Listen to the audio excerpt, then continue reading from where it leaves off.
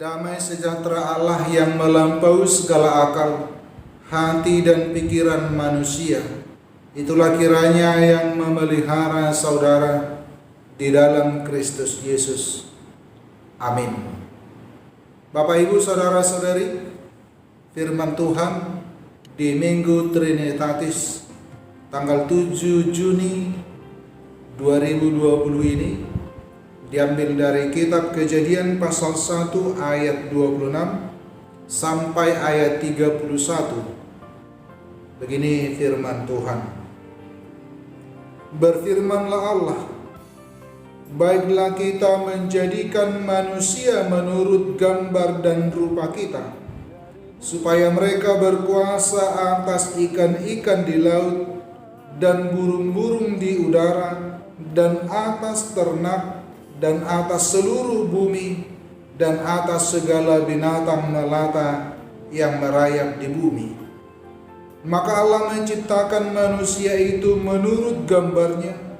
Menurut gambar Allah diciptakannya dia, laki-laki dan perempuan diciptakannya mereka. Allah memberkati mereka, lalu Allah berfirman kepada mereka, beranak cuculah dan bertambah banyak, penuhilah bumi dan taklukkanlah itu, berkuasalah atas ikan-ikan di laut dan burung-burung di udara dan atas segala binatang yang merayap di bumi. Berfirmanlah Allah, lihatlah, aku memberikan kepadamu segala tumbuh-tumbuhan yang berbiji di seluruh bumi, dan segala pohon-pohonan yang buahnya berbiji. Itulah akan menjadi makananmu. Tetapi kepada segala binatang di bumi dan segala burung di udara dan segala yang merayap di bumi, yang bernyawa, kuberikan segala tumbuh-tumbuhan hijau menjadi makanannya. Dan jadilah demikian. Maka Allah melihat segala yang diciptakannya itu sungguh amat baik. Jadilah petang dan jadilah pagi. Itulah hari ke-6. Bapak Ibu saudara-saudari yang terkasih, tema minggu kita saat ini adalah Allah, kemuliaan Allah atas ciptaannya. Pada kitab Kejadian menceritakan tentang penciptaan alam semesta beserta dengan isinya. Allah yang maha kuasa, yang tidak ada bandingannya, karena dia adalah Alfa dan Omega, yang awal dan yang akhir. Allah menciptakan dari yang tidak ada menjadi ada. Hanya manusialah yang diciptakan Allah dari yang sudah ada, yaitu dari debu tanah. Pada pasal 2 ayat 7 dikatakan itu, ketika itu Tuhan Allah membentuk manusia itu dari debu tanah dan menghembuskan napas hidup ke dalam hidungnya. Demikianlah manusia itu menjadi makhluk yang hidup. Ada kelebihan dan keistimewaan manusia dari ciptaan lainnya, di mana manusia diciptakan menurut gambar dan rupa Allah. Manusia diciptakan menurut gambar dan rupa Allah. Pada ayat 26 tadi itu dikatakan, baiklah kita menjadikan manusia menurut gambar dan rupa kita. Ayat 26 ini, Allah menciptakan manusia menurut gambar dan rupa Allah, menurut sifat-sifat Allah. Ada perbedaan penciptaan manusia dengan penciptaan makhluk lainnya. Jika makhluk yang lain dikatakan jadilah, maka jadi.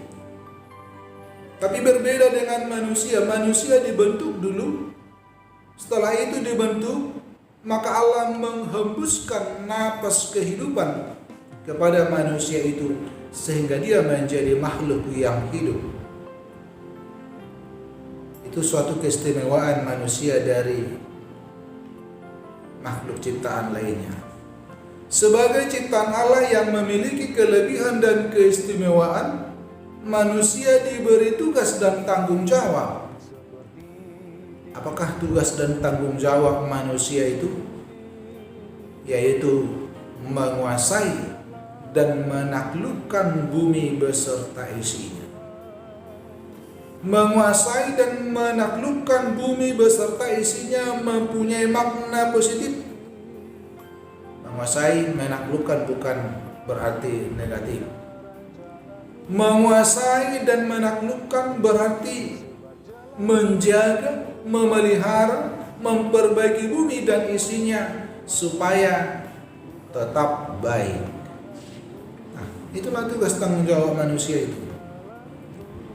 Bukan malah sebaliknya merusak ciptaan Tuhan. Manusia mempunyai kelebihan dari ciptaan lainnya, yaitu memiliki akal dan pikiran sehingga mampu berpikir secara rasional, mampu membedakan mana yang baik dan mana yang buruk, mampu menilai mana yang baik dan mana yang tidak baik. Manusia diberi akal dan pikiran menilai mana yang baik untuk diikuti dan dilakukan, sedangkan yang lain yang tidak baik itu dijauhkan atau dihindari.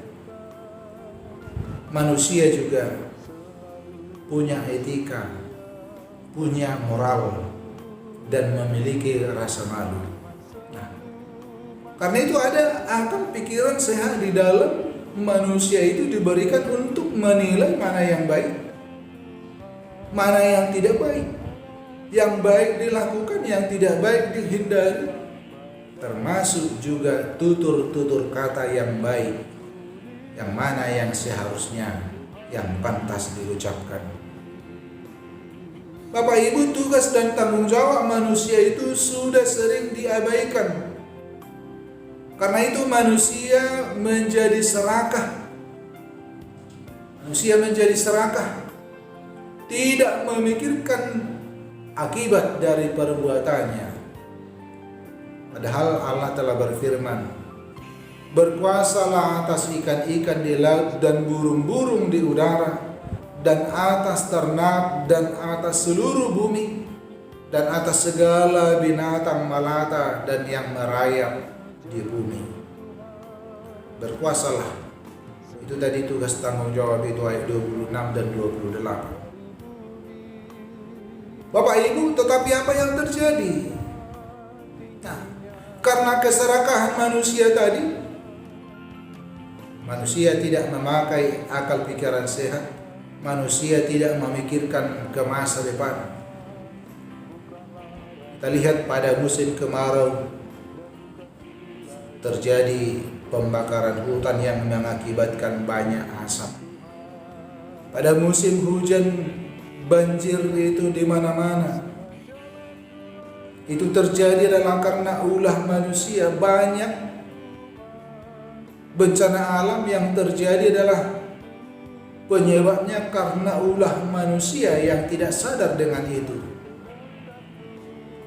Karena pembakaran hutan yang menjadi gundul, terjadi banjir.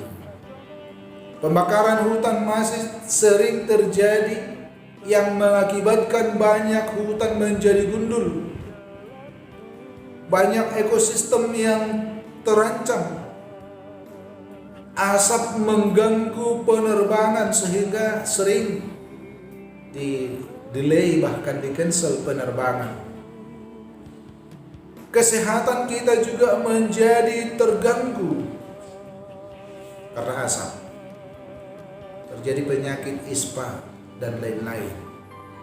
Nah, mungkin saja kita berkata, oh saya tidak ikut di dalamnya, saya tidak ikut di sana. Karena saya tidak punya lahan untuk dibakar, untuk dijadikan ladang. Memang kita tidak membakar hutan, tidak membuat ladang, tetapi mungkin kita masih membuang sampah dengan sembarangan yang mengakibatkan lingkungan kotor, tercemar dan banjir. Hal-hal yang kecil sering kita tidak pedulikan itu, tidak laksanakan itu, membuang sampah dengan sembarangan. Akibat ulah manusia itu, baik tumbuh-tumbuhan maupun hewan banyak yang hampir punah. Banyak yang hampir punah. Hubungan manusia dengan sesamanya, hubungan manusia dengan sesama manusia, dan hubungan manusia dengan ciptaan lainnya sudah terganggu. Manusia sudah sering tidak memakai rasio berpikirnya lagi dengan baik, tidak beretika lagi, tidak bermoral lagi, bahkan tidak ada lagi rasa malu, sehingga gambar dan rupa Allah itu telah hilang dari diri manusia. Sifat-sifat Allah yang baik itu sering tidak ada lagi, bahkan hilang di dalam kehidupan manusia karena keserakahannya, karena keegoisannya. Bapak, Ibu, saudara-saudari yang terkasih, selain memberi tanggung jawab, Allah juga memberkati manusia.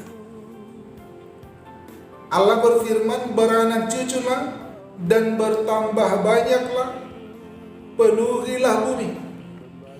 Ayat 28. Aku memberikan kepadamu segala tumbuh-tumbuhan dan pohon-pohonan, dan itulah yang menjadi makananmu. Itu kepada manusia. Penuhilah bumi, beranak cuculah, bertambah banyaklah.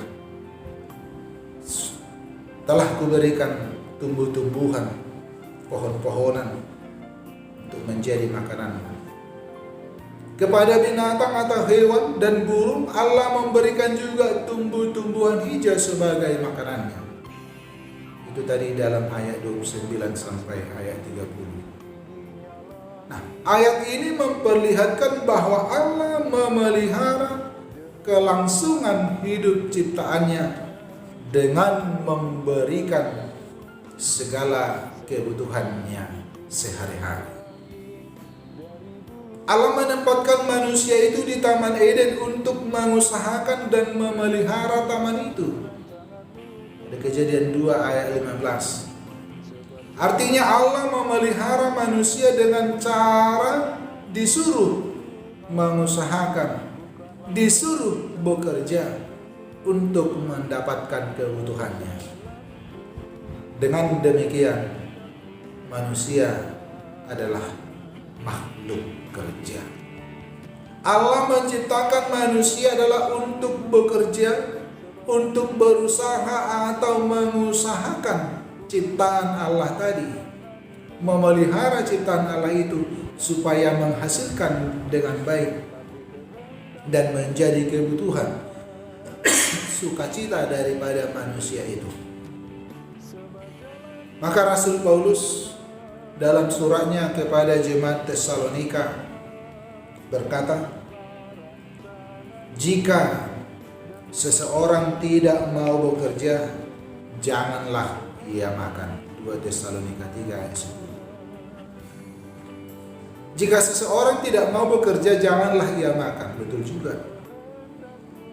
Apa yang mau dimakan kalau tidak bekerja?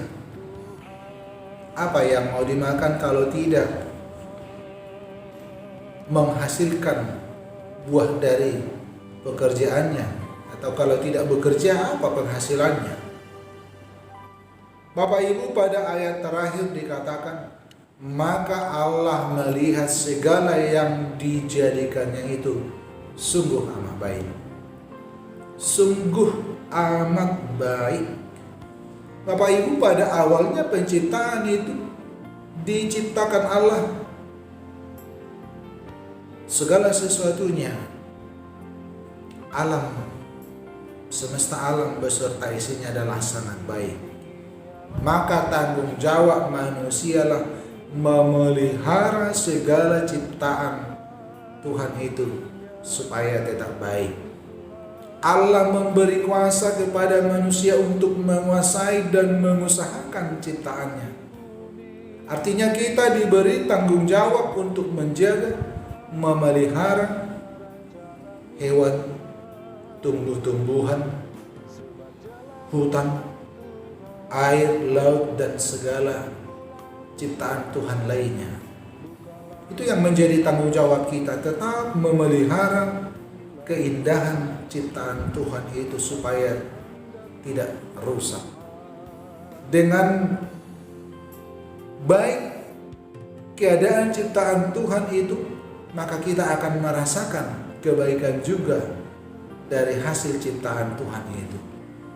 Nah, muliakanlah Allah dengan memelihara ciptaannya. Kemuliaan Allah atas ciptaannya, itu yang menjadi tema kita. Maka tugas kita lah manusia memuliakan Allah itu melalui pemeliharaan ciptaan Allah. Dengan demikian terjagalah seluruh alam semesta menjadi sukacita bagi kehidupan kita dan kemuliaan bagi Allah. Amin, kita berdoa. Allah Bapa di surga yang menjadikan semesta alam dan isinya, sungguh amat baik ciptaan-Mu Tuhan yang harus kami jaga dan pelihara. Itulah tugas dan tanggung jawab kami atas ciptaan-Mu. Kiranya Engkau ajari kami Tuhan, Engkau berikan kekuatan, tenaga, dan pikiran akal sehat untuk memelihara ciptaan-Mu, agar tercipta Tuhan suasana yang begitu indah, begitu amat baik di tengah-tengah kehidupan kami. Kami dapat menikmati ciptaan Tuhan, dan kami yakin Tuhan, melalui ciptaan-Mu kami akan dicukupkan kebutuhan-kebutuhan kami, menjadi sukacita kami dan kemuliaan bagi nama Tuhan. Di dalam nama Yesus Kristus terimalah doa kami. Amin.